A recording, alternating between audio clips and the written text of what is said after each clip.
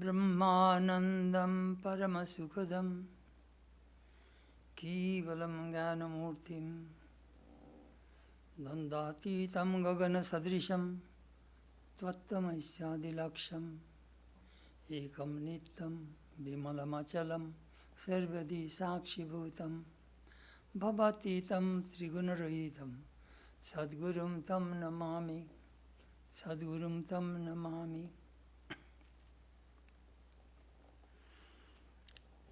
I bow to the Guru, who is the embodiment of bliss of Brahman, the giver of the greatest beatitude, the Absolute, the personification of highest knowledge, is beyond the pairs of opposites, like pleasure and pain, and untouched by evil, like the sky, who is indicated by the scriptures as thou art that. He is one without a second, the eternal, the pure, the immutable, the witness of all mental modifications, abide ever beyond thoughts and attributes. We salute the Supreme Guru. Om Shanti, Shanti, Shanti, peace, peace, peace be unto all.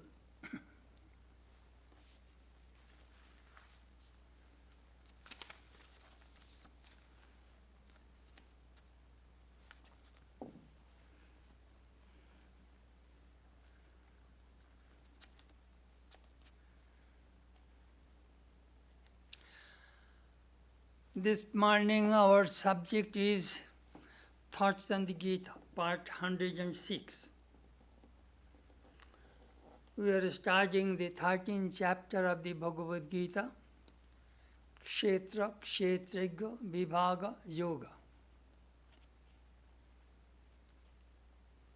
Discrimination between field and the knower of the field.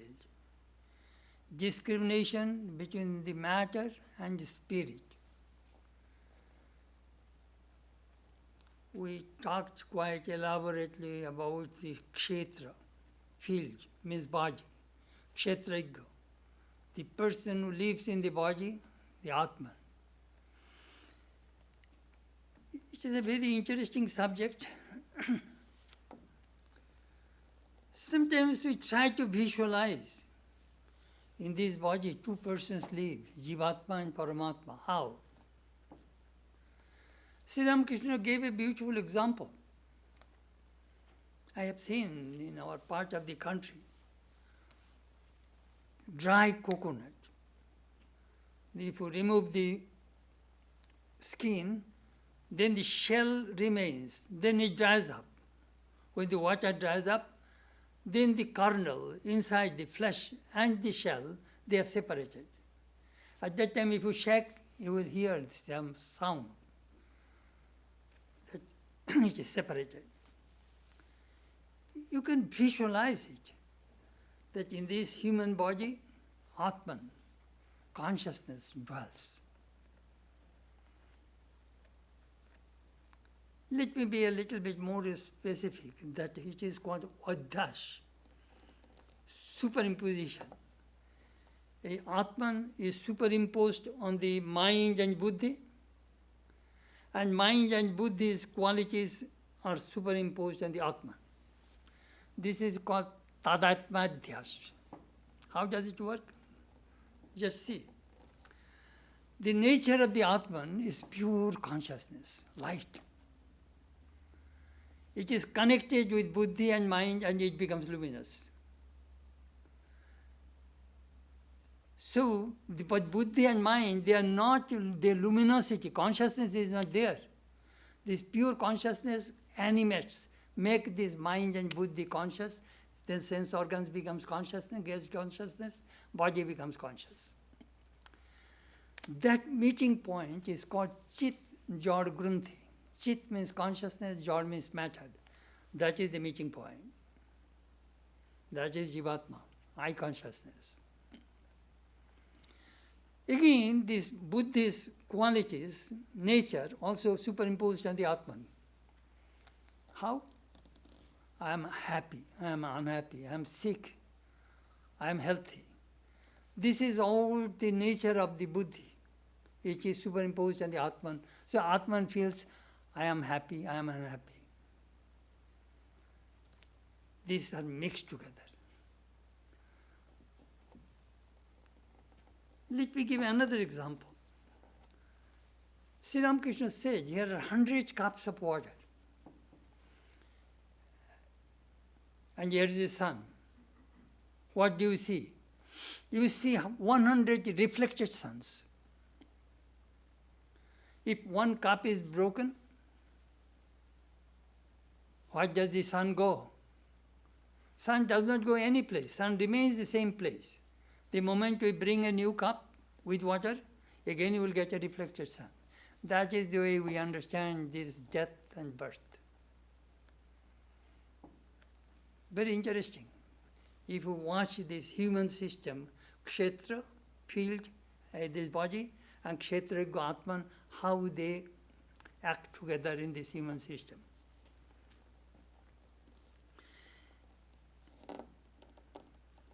Gita is a wonderful scripture.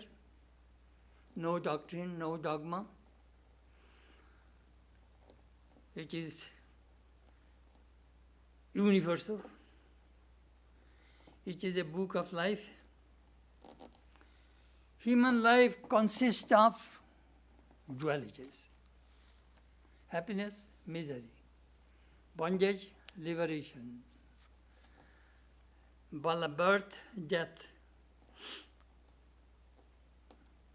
Fear, fearlessness. Faith, lack of faith. Hope, hopelessness. Knowledge and ignorance.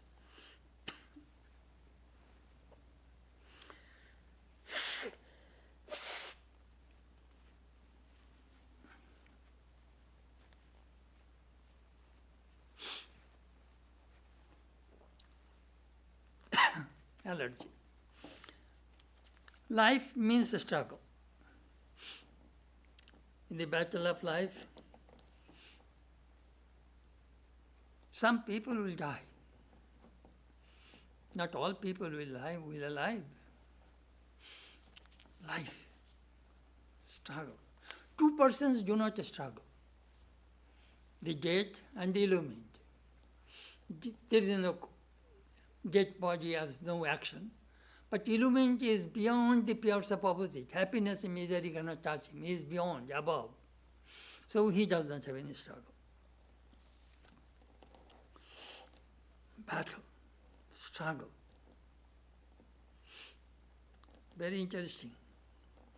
In the battlefield, a soldier may lose one leg or hand. It is all right. But if he loses his self-confidence, hope, or mental strength, he will lose the battle.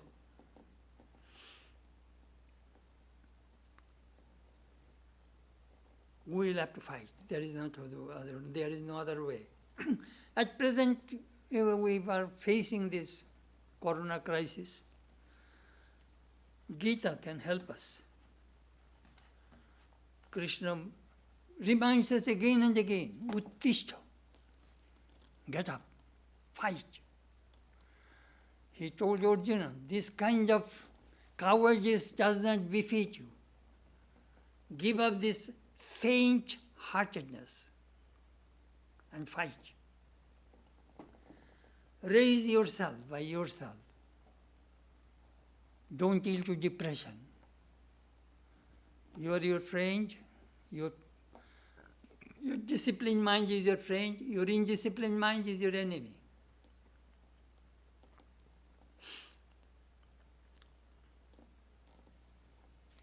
Krishna has encouraged and empowered Arjuna to fight. We'll have to fight. There is no other way. Struggle will be there. But as I always say, the cyclone tornado does not blow all the time. It comes and goes. It will change. Gita. Vinoba Bhave, a follower of Mahatma Gandhi, mentioned that I read 50 commentaries on the Bhagavad Gita. But the best commentary was told by Sri Ramakrishna. He said, if you repeat Gita 10 times, Gita, Gita, Gita, Gita, Gita, Gita, it sounds tagi, tagi, tagi, tagi, tagi. That means renounce, renounce, renounce. That is the main focus of the Bhagavad Gita. What should I renounce? It reminds me of a story. A guru told his disciple, give up. So the disciple said, what I have? He gave up all his books and clothes and belongings. Still Guru says, give up. So he gave up. He was thinking, I have nothing. Still he says, give up. I shall give up this body. At night, he made a fire and was about to jump into that fire. Then Guru came and said, what are you doing? Sir, you asked me to give up. I have my body, I will give up this body. My goodness, that body does not belong to you. That body belongs to your parents. Then the disciple asked, then what should I give up? Give up your ego, your attachment. Very interesting story. Renounce attachment.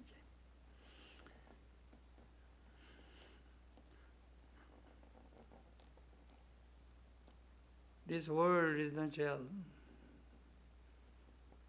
I am not absolutely real, relatively real, of course.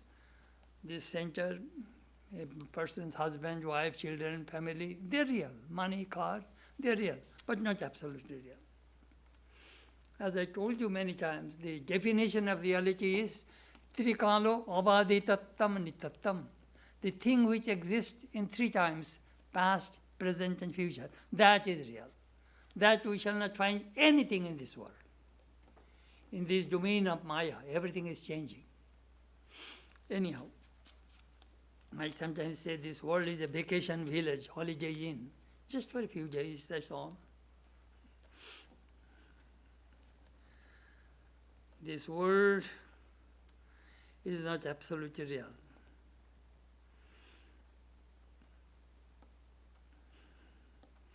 Sometimes people get scared when they hear the word renunciation. They think in a very negative way. But in renunciation, both are there, negative, positive. If I get $1 million house, shall I not give up this $100,000 house? If I get a Mercedes, shall I not give up the Ford cheap car? That is called renunciation. We are giving up the smaller things for the higher things. Lower things for the higher things. That is called renunciation.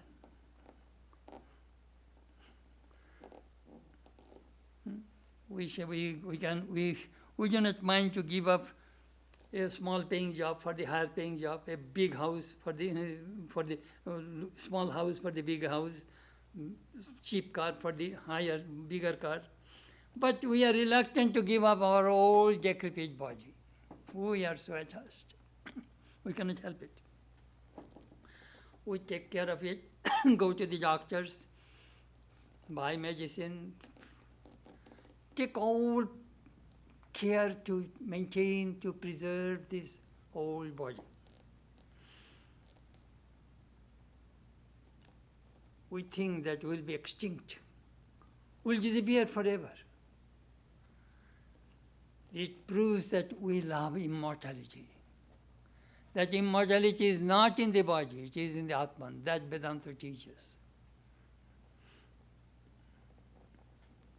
In the 4th chapter of the Bhagavad Gita, Krishna mentioned, Abrahma bhuvanalokat punaravartino Arjuna.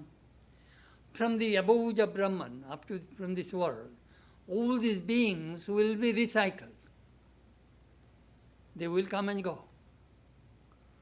That is the way this world has been set up. This is the gospel truth.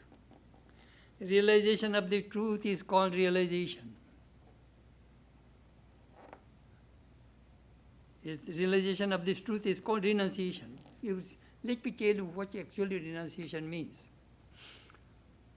Jogater onityata, hare hare shenduno, is called renunciation. This impermanence of this world, the idea, conviction, penetrates inside. That is called renunciation.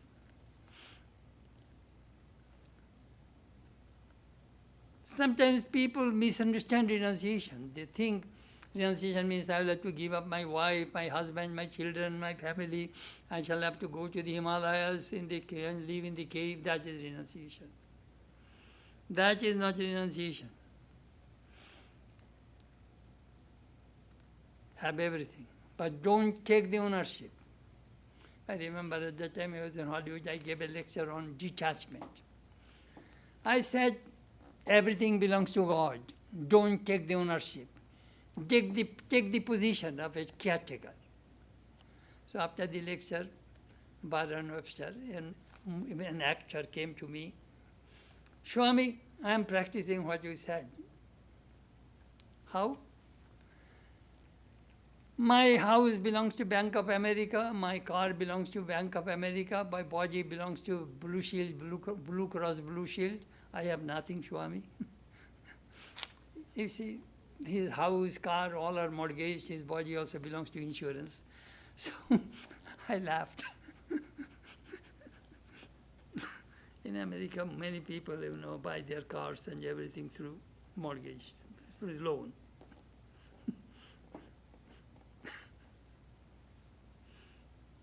In the Old Testament, we read, naked came I from the mother's womb, naked shall I return thither. We came alone, we shall go alone. Nobody will go with us. Upanishad tells us more clearly about this attachment. Nabare pottu kamaya potim priya bhavati, atmanastu kamaya potim priya bhavati. Nabare jayayoi kamayo jaya priya bhavati, atmanastu kamayo jaya priya bhavati. The wife loves the husband not for the sake of the husband, but for the sake of her own self. The husband loves the wife not for the sake of the wife, but he loves the wife for the sake of the self. What does it mean? It means the wife loves the husband because she gets joy. If she does not get joy, she cannot love the husband. The joy, that bliss comes in the Atman, in the self. Perhaps after some time, this wife came to know that husband is not very faithful. He cheated her. Immediately that love disappears. In exchange comes anger and hatred. Just see, at that time the wife is not getting joy, he is getting pain. That is the reason she cannot love. All love, always remember, it is all for the sake of the self. All bliss comes from the self. Sri Ramakrishna gave a very beautiful example. A dog is biting a piece of bone and thinking that all the juice and taste comes from the bone. But actually the dog's mouth is bleeding. He's licking his own blood, own saliva, and just thinking it is coming from the bone. That happens. For the sake of the self, it comes from the Atman.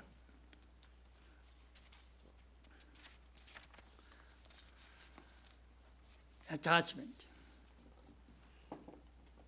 Attachment brings pain. Love brings joy, bliss.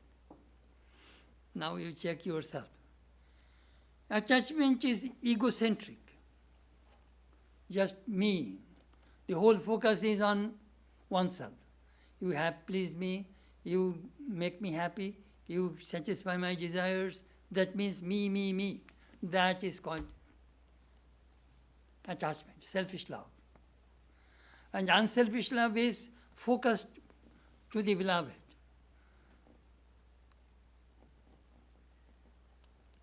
Vaishnava scriptures divided this love in 3 categories: samartha, samanjasa, sadharani.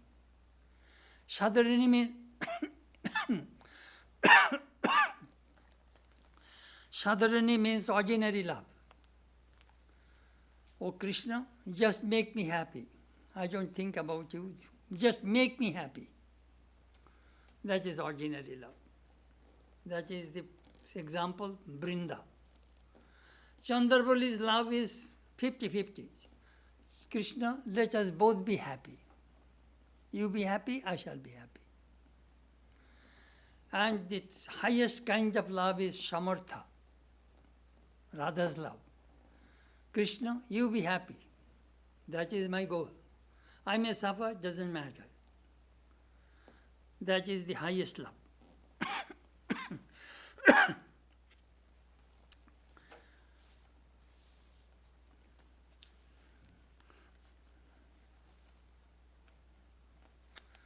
The purest unselfish love we find in the human plane, mother's love to the child. All other loves have some connection with selfishness. Now we shall start our Gita.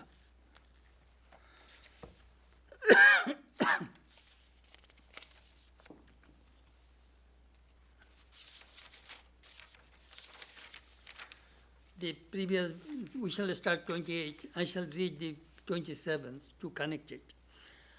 Samang sarveshu bhuteshu tishtantam parameshwaram vinashatsu avinashantam ya pushyati sa pushyati. He or she really sees, who sees the Supreme Lord existing equally in all beings, the imperishable in the perishable. Samang pashyani sarvatra sarma samavasthitam ishwaram nahinasti atmanatmanam tato yati param gotim. Seeing the Lord equally present everywhere, he or she endures not the self, by the self, and so goes to the highest goal.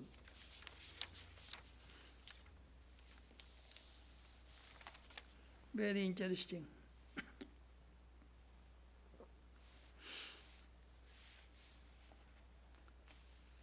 This verse 28 is very, very important verse. We shall explain this verse from different angles.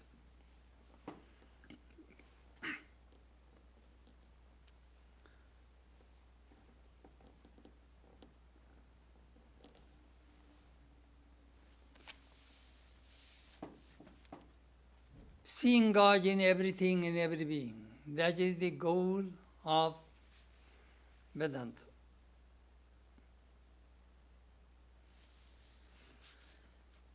First, let us see this aspect from the Vedantic standpoint.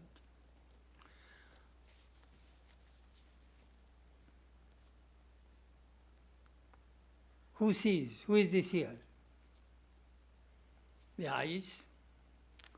We see the variety, multiplicity, diversity. But as my eyes are open, my mind is not connected. Mind is thinking something else.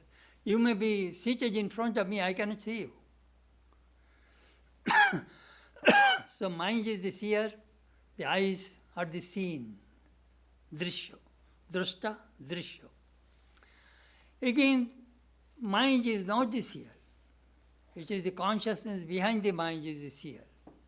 And the seer watches the vrittayo, the waves, all the modification of the mind, the vritti. Sometimes in meditation, we watch our minds. Hey, mind, what are you thinking? You can see your mind. Or mind, hey, mind, where are you going?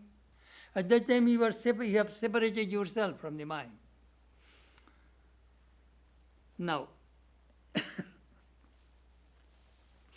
we see variety, multiplicity, diversity. Why? Vedanta says it is due to ignorance.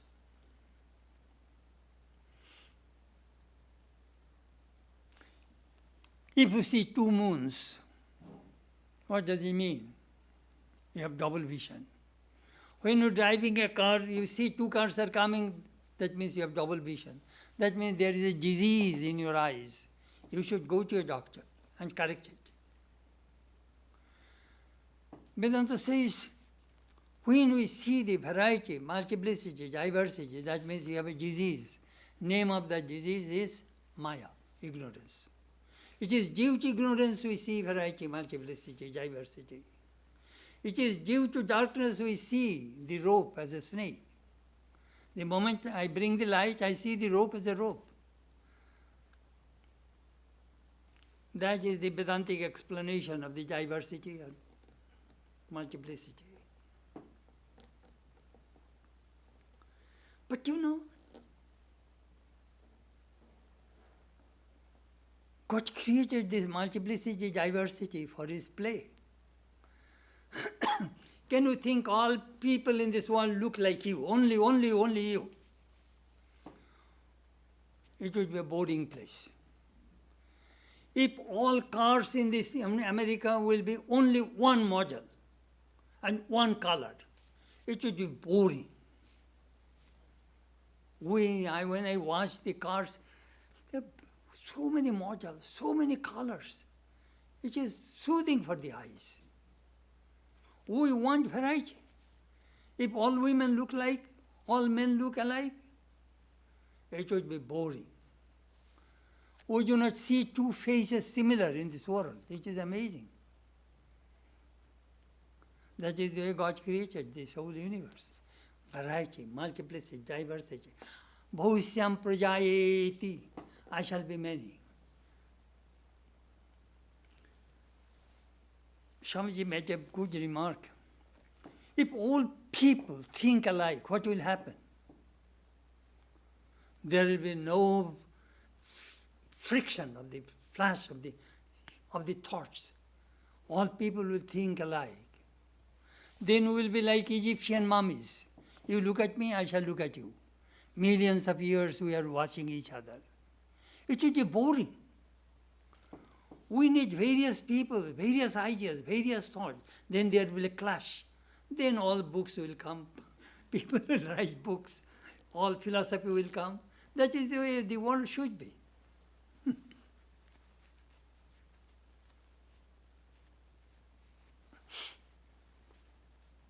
Anyhow, the variety, multiplicity, diversity will be there. Sri Ramakrishna gave a beautiful example. Here is a gold. The Upanishad also tells us. A lump of gold. From that gold we make earring, nose ring, a bracelet, armlet, ring, necklace. All these ornaments we make, variety, multiplicity, diversity. That looks beautiful. Only lump of, and again you melt them, it will be gold.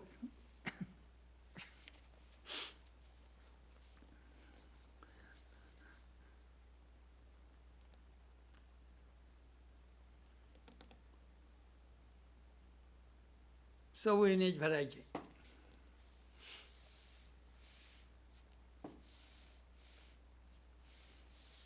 Variety. If you eat the same food every day, you will be bored. If all restaurants carry only sandwich or hamburger, it will be a boring place. We need different cuisines, different restaurants in town. We want to enjoy variety, multiplicity, diversity. Just see.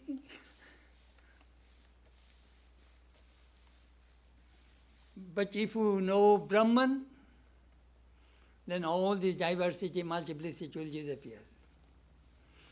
That is the reason I said that if you want to enjoy life before God realization, after God realization, it will not work anything.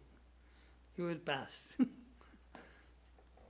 Sri Ramakrishna made a beautiful word.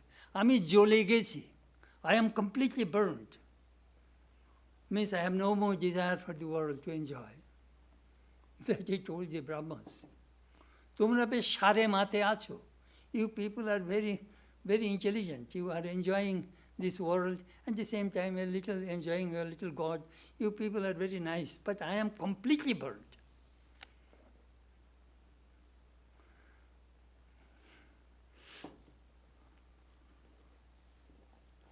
Variety will be there. Next, we shall see this verse from the another standpoint. Please watch the word. No hinasti atmana atmanam. He cannot injure others. Envara Brahman. He cannot hurt anybody. We hurt people.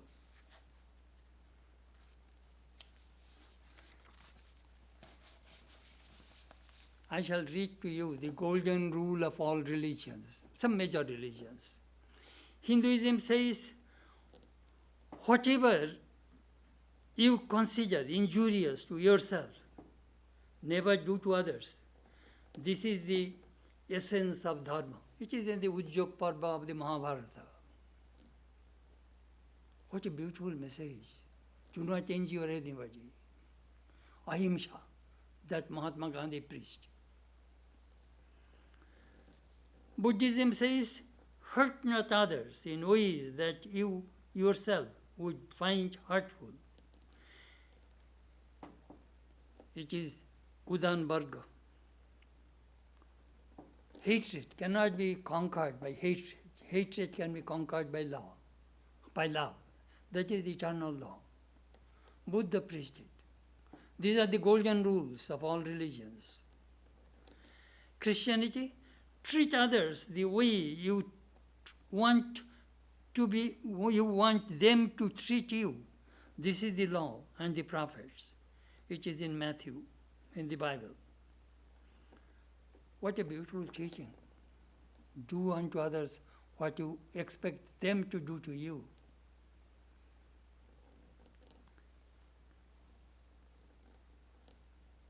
Then in Islam, no one of you is a believer until he desires for his brothers that which he desires for himself. Hadith.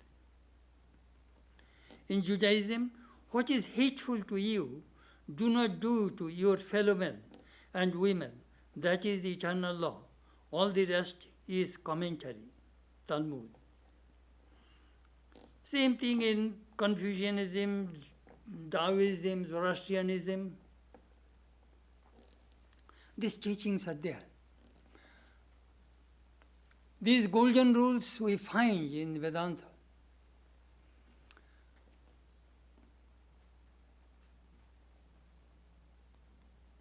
Jesus said, love thy neighbor as thyself. Why? Why should I love my neighbor? He did not say anything further. He did not explain why should I love my neighbor. Buddha says, be good and do good. Why should I do good to you? You will get the result. I shall not get the result. Buddha did not explain this teaching either. The answer is in Vedanta. By doing good to others, you are doing good to yourself. Atmanastu.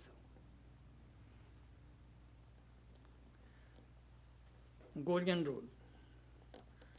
No hinasti atmana atmanam. Envara Brahman does not hurt, does not kill, does not injure anybody. That is the highest religion. But what we see in this world, in the name of religion, there is so much bloodshed, killing others, hating others. Swami Prabhupada, they used to tell, if in one car, one Hindu, one Christian, one Muslim, one Jewish and one Buddhist live in one car, they will hit each other. But in the same car, if Buddha, Krishna, Christ, and Muhammad, if they live in one car, they will embrace each other. Shaykh Prabhupada used to tell me.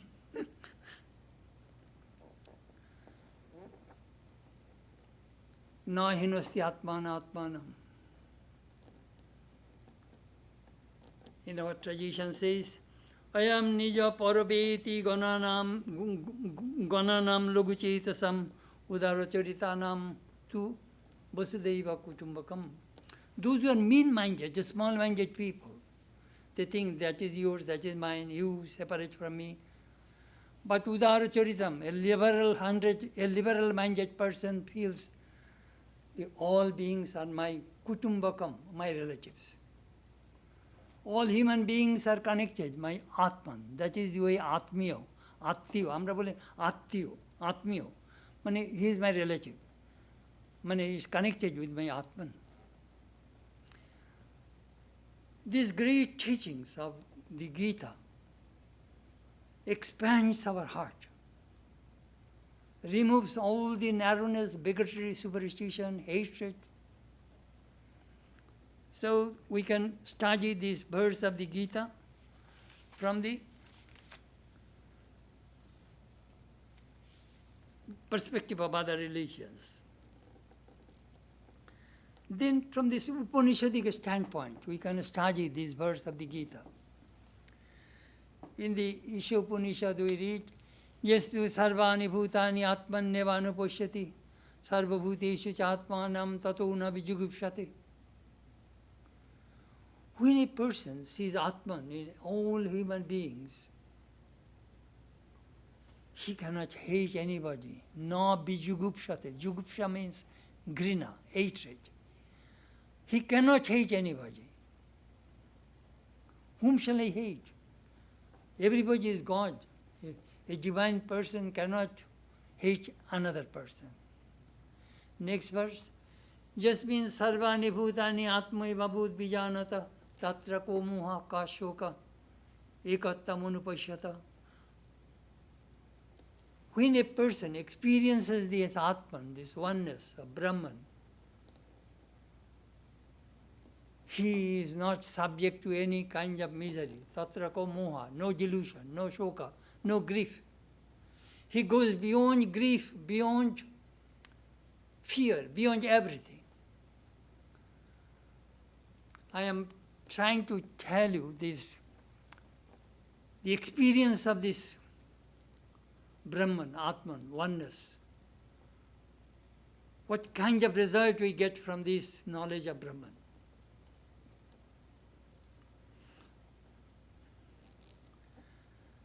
This verse can be interpreted from the moral and ethical point. I shall read to you Swami Vivekananda's commentary on this verse of the Bhagavad Gita, which is very clear and very thought-provoking. If there is anything in the Gita that I like, it is these two verses, coming out strong as the very gist, the very essence of Krishna's teaching. He who sees the Supreme Lord dwelling alike in all beings, imperishable in things that perish. He sees indeed, foreseeing the Lord as the same everywhere present. He does not destroy the self by the self, and thus he goes to the highest goal. Thus there is a great opening for the Vedanta to do beneficent work both here and elsewhere. This wonderful idea of the sameness and omnipresence of the Supreme Soul has to be preached for the amelioration and elevation of the human race here as elsewhere. Wherever there is evil and wherever there is ignorance and want of knowledge, I have found out of experience that all evil comes, as our scriptures say, relying upon differences, and that all good comes from faith in equality, in the underlying sameness and oneness of things. This is great Vedantic ideal.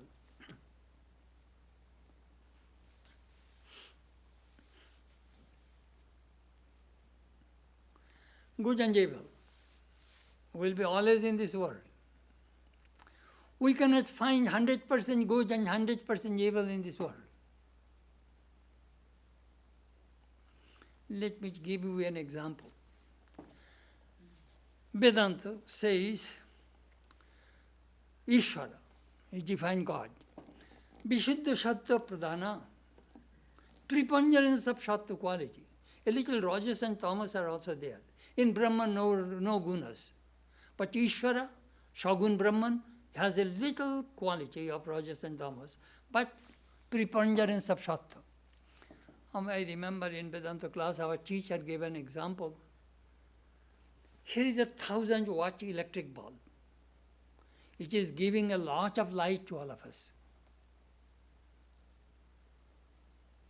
Plenty of light. But you do not see on the top of that bulb, there are two patches, which is tar, black tar. Light was not coming from that place. But we say we have plenty of light. This morning I was thinking, what is the difference in God and man? Same. Man also has three gunas, but ours is 90% tamas, dark, 10% light. Average human beings, 15 to 20% mind are conscious. 80% mind is unconscious. The yogis, through practicing yoga, make the whole mind illumined. When the whole mind illumined, as Sri Ramakrishna says, Shuddha Man, Shuddha Atma Ek. The mind becomes the Atman. Very interesting that, good and evil will always be in this world. Sri Ramakrishna gave another example. Pure gold cannot make a jewelry because it is very soft. You will have to make alloy, otherwise you cannot make earring, nose ring, necklace. Gold is very soft metal.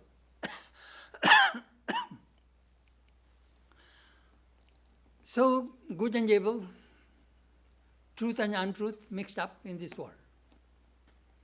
What is our goal? We want to be 100% perfect. Then we will be merged into Brahman. Religion is the manifestation of perfection already in human beings.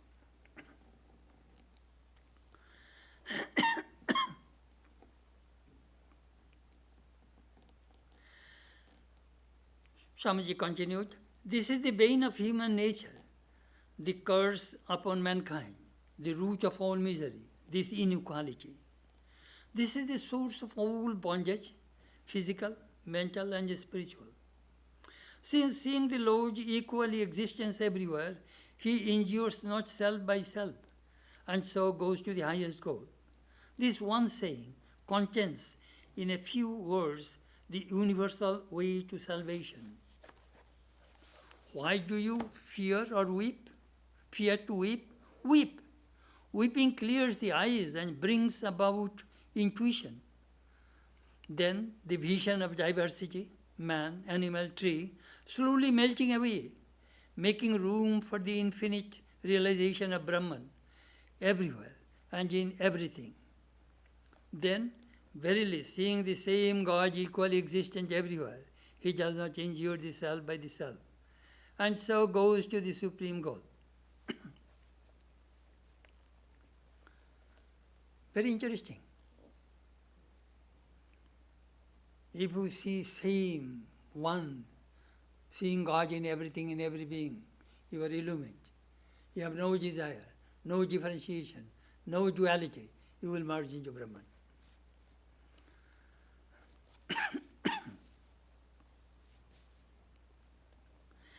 Therefore, the absolute sameness of conditions, if that be the aim of ethics, appears to be impossible. That all men should be the same could never be. However we might try, men will be born differentiated. Some will have more power than others. Some will have natural capacities, others not. Some will have perfect bodies, others not. We can never stop that. At the same time, ring in our ears the wonderful words of morality proclaimed by various teachers. Thus, seeing the same God equally present in all, the sage does not injure self by the self, and thus reaches the highest goal. Even in this life, they have conquered relative existence, whose minds are firmly fixed on this sameness, for God is pure, and God is the same to all. Therefore, such are said to be the living in God. We cannot deny that this is the real idea. Yet at the same time comes the difficulty that the sameness as regards external forms and position can never be attained. Very interesting thing, Swamiji again said. All men are not equal.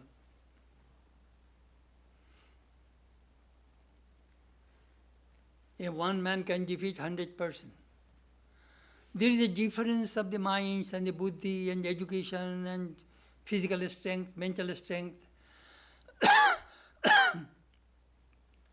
These differences will be there. But the Atman reflects each and all. Consciousness is the same. In the same consciousness is in the elephant, in the tiger, in an ant. But there is a difference of manifestation. That Swamiji said. In the domain of Maya, there is a manifestation of power. But behind this manifestation, there is consciousness. That is one. But yet at the same time, even the idea of the body disappears, where the mind itself becomes finer and finer, till it has almost disappeared when all the different things that make us fear, make us weak, and bind us down to the body life have disappeared. Then and then alone, one finds out the truth of that grand old teaching. What is the teaching? Even in this life, they have conquered the round of birth and death, whose minds are firmly fixed on the sameness of everything, for God is pure and the same to all, and therefore such are said to be living in God.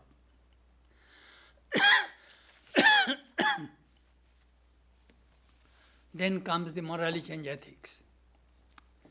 Sometimes we do not understand what actually it means. Selfishness, unselfishness. Ethics, not I, but thou. That is the main theme of ethical code. Advaita and Advaita alone explains morality. Every religion preaches that the essence of all morality is to do good to others. And why? Be unselfish. And why should I? Some God has said it. He is not for me. Some texts have declared it. Let them. That is nothing to me. Let them all tell it. And if they do what is to me, each one for himself, and somebody take the hindermost. That is all the morality in the world, at least with many. What is the reason that I should be moral? You cannot explain it except when you come to know the truth as given in the Gita. He who sees the same God living in all, he, the sage, no more kills the self by the self. Know through Advaita that whoever you hurt yourself. They are all you, whether you know it or not. Through all hands you work, through all feet you move. You are the king enjoying in the palace. You are the beggar leading that miserable existence in the street. You are in the ignorant as well as in the learned. You are in the man who is weak, and you are in the strong. Know this and be sympathetic. Here is the morality. Here, Advaita alone is morality explained. The others teach it, but cannot give you its reason. Then, so far about explanation. Anyhow, I read to you some beautiful explanation of Swamiji about morality and ethics based based on this verse of the Bhagavad Gita. Nahinasti atmanatmanam. He does not hate, injure others. I remember once I was talking with Raymond Japanikar. He is a Jesuit and a great theologian. He was telling me, Swami, there is a Buddhist canon. It says, if you see Buddha on the street, kill him. Why? Because Buddha is not a person. Buddha is an experience, is a realization. Buddha is an illumination. It is a state. It is not a person. And there is a Christian theology that if you see Christ on the street, crucify him. It means Christ is already resurrected. He cannot come again in the physical body in this world. So I told him, well, if you see Sri Ramakrishna on the street, have a nice time with him.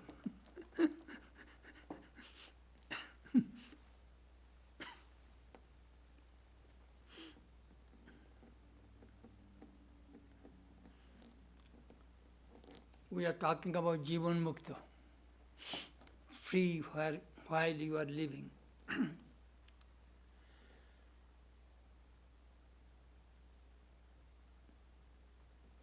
During the time of Sepoy Mutiny in India, the Muslims killed a Hindu monk. So other people caught that Muslim and brought this dying monk, said, we shall punish him. What kind of punishment do you want for this person?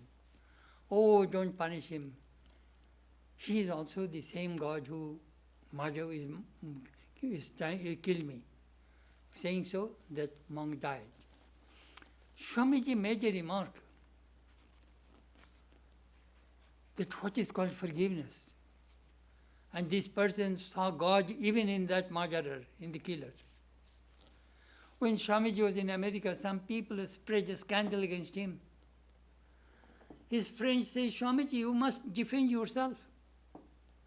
These are all black lies against you. Swamiji said, no, a sannyasi should not have any self-defense. The person who is spreading a scandal against me is also God. These are the experiences of a Jivan Mukta, the person who is illumined.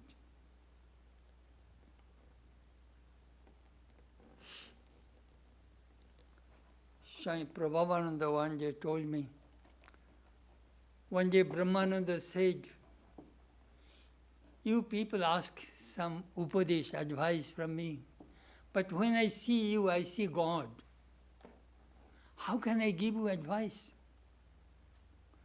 But you see, when my mind comes down, then I see that your problems, I see your weaknesses, I see your difficulties. At that time, I can give you advice. These are the Jivan Muktas, living free.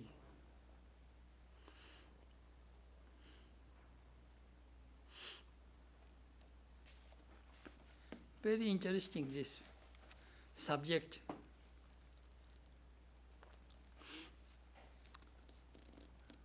When you do not see the Atman in yourself, you are doing immense harm to yourself. You take your body, that which separates you from other persons, to be the self. And so you create a wall of separation between yourself and others.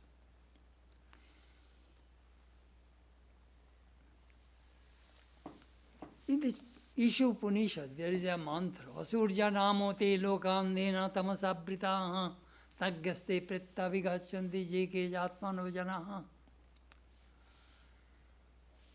atmohano janaha. All these human beings are committing suicide all the time,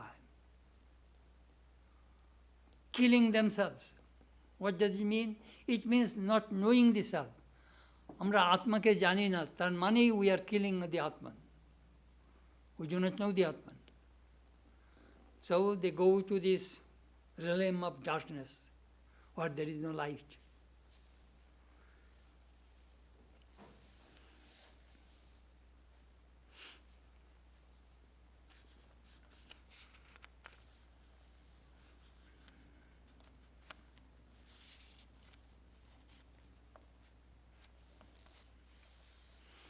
The Gyan is this Gita, these teachings of the Gita, we can see this world from three angles. Jadodrishti, the materialistic view, this world is real. Jnanodrishti, this world is not absolutely real, relatively real.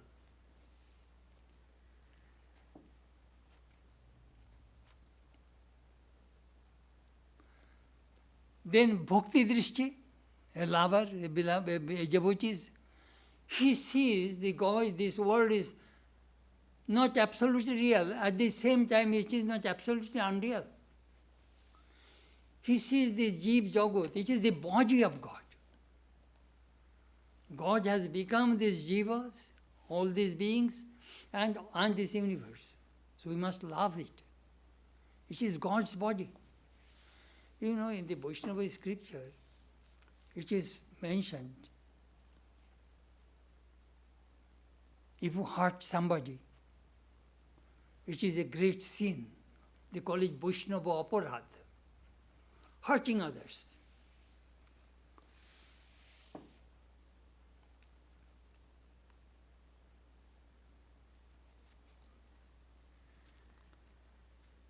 One of the disciples of the mother told me, মা কখনো কাউকে মনে কষ্ট দিয়ে কথা বলেননি. Mother, Holy Mother never hurt anybody through words in her life. Hurting people, abusing people. We concentrated this verse today, do you know why? So that we can practice it.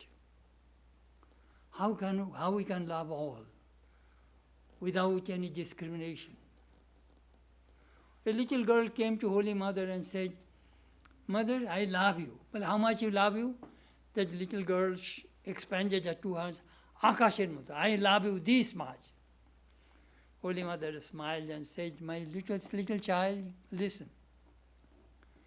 You love all people like this.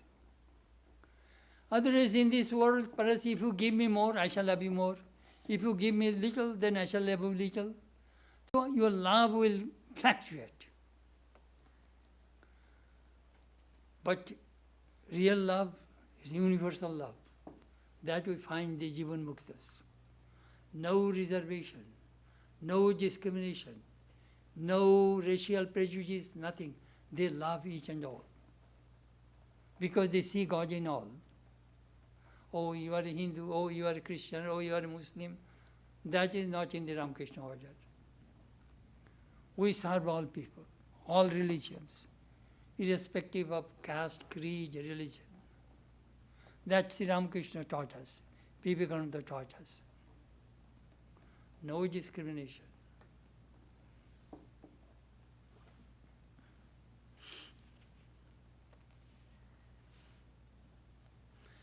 Samam pashyani sarvatra samavasthitam ishwaram nahinasti atmanatmanam tato yati param gotim. Param gotim. You will reach the supreme abode. That means you will merge with Brahman. You will be one with God if you have this experience of oneness. You cannot hurt anybody. You will see God in everything, in every being. Brahmavid, Brahmaiva Bhavati. In what of Brahman becomes Brahman.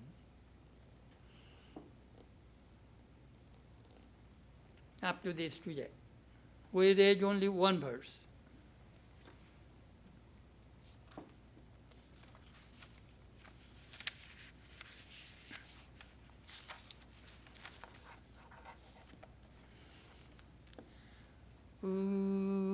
Sarve bhavantu sukhina सर्वे सन्तु निरामयाः सर्वे भद्राणि पश्यन्तु मा कश्चित् दुःखभाग् भवेत् दुर्जनः सज्जनो भूयात् सज्जनो शान्तिनाप्नुयात् शान्तो मुच्येत वन्देभ्यो मुक्तस्यान्नान् विमोचयेत्. May all be happy. May all be free from disease. May all realize what is good. May none be subject to misery. May the wicked become virtuous. May the virtuous attain tranquility. May the tranquil be free from bonds. May the free make others free. Om Shanti, Shanti, Shanti.